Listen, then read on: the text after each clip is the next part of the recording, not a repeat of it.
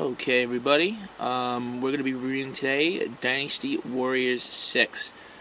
I've been a fan of the series since the good old days on PlayStation 1 when originally Dynasty Warriors was a fighting title.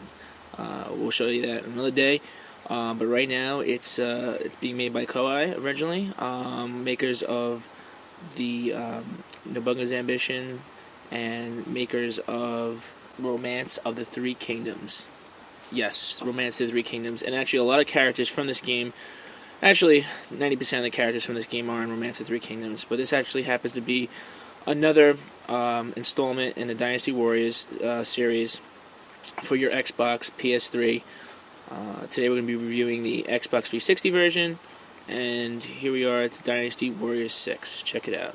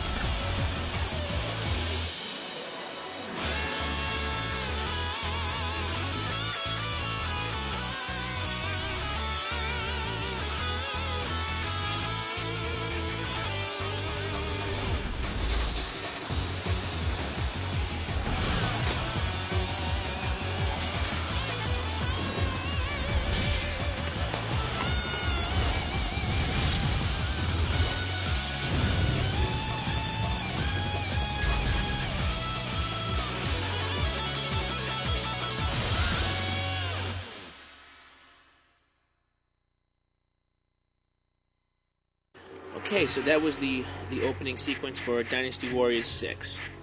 Now this obviously takes place during the Chinese dynasties, when there was just total chaos, mass confusion, and destruction amongst the lands and different tribes of these Mongolians that just really wanted to, total destruction and next level ruling.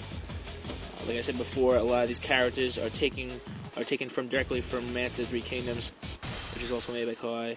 And this is a game that's technically made to be like a strategy action game, but there's not too much strategy here. Dynasty Warriors has originally started as a one-on-one fighting title, and now has progressed since number 2 all the way obviously to 6. Is just pretty much an action, just a hack and slash action title with very, very light strategy elements. Strategy elements being the ability to come up through different angles to take care of armies. The object of this game really is just a total mass destruction. If you ever played a hack and slash title, this is it. We're going to start with the first mode, which is Musu mode. Musu mode is is where you pick your hero, and depending on who you pick and what army, you're going to get different outcomes and different stories. Now, you give it a shot, and it kind of gives you some background, like who's the leader of the area, what generals you're going to be facing. But there's actually very in-depth stories, very interesting to follow. If you go into the encyclopedia modes, which I'll show you later, you'll see that the entire game itself, the story is very intense. So if you're into storylines and hack and slash fun, this is the way to go. So we're going to start now hacking and slashing. I really couldn't tell you exactly everybody's name. There's very, very Chinese names. This is the Battle of Pulau Gate, and Cao Cao is actually a very famous general. Now, this is the first next-gen system installment of Dynasty Warriors. And based on what I'm looking at now, it's obviously the models have been slimmed down, character models have been slimmed down, and if you notice, it is total chaos here. We just get thrown right into the mix. the people on your team are the generals have their names around you, but the red. Obviously, the red is the opposing force. No matter who you pick, the red's the opposing tile, and you have two methods of attack. The first method of attack is a regular like hack move. Then the other one's like a kind of like a Musumo when you power up. If you see the bottom meter is your power meter, your power up meter. The top meter is your life meter.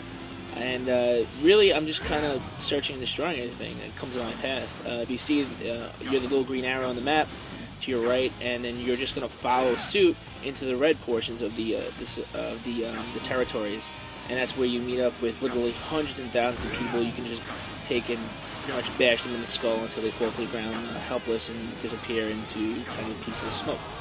Now, if you played any of the previous Dynasty Warriors, you'll notice that, like I said, it's kind of strategy oriented, but it really isn't. I mean, it's just really a hack and slash. You open these gates, the floodgates, and there you go, hundreds of people for you just to take full advantage of.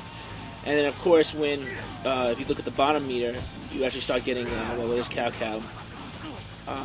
They want they give you little speeches here and there to intimidate you, but not much, because your big 8-foot club just splatters their brains into a million little pieces. Now, as you know, there's a lot of people, a lot of things flying around.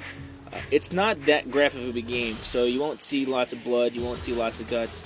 You'll just see lots of bodies flying and lots of power-ups. Cool lighting effects, always nice.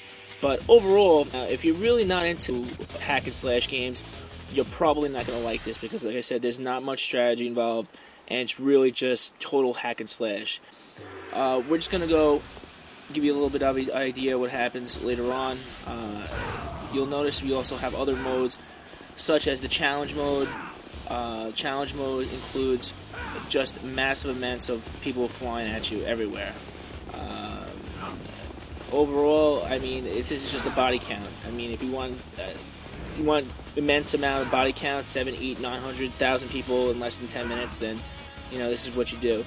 Now, like I said before, the graphics have been obviously higher detailed. The character models have been shrinked, and the only gripe that I have on this game is that the camera angles are awful.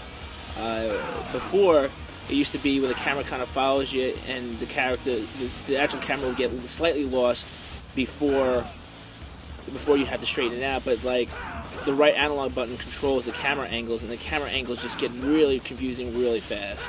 And it honestly is a total hindrance during play. Really frustrating camera angles. It actually destroys gameplay so much as when there's thousands of people on screen and you're taking care of a general, you don't even see yourself anymore, because you're either looking in the opposite direction. There's top-down view. There's just way too much going on that you have no idea what's still happening at that point. So obviously that's a really big downside, which I felt.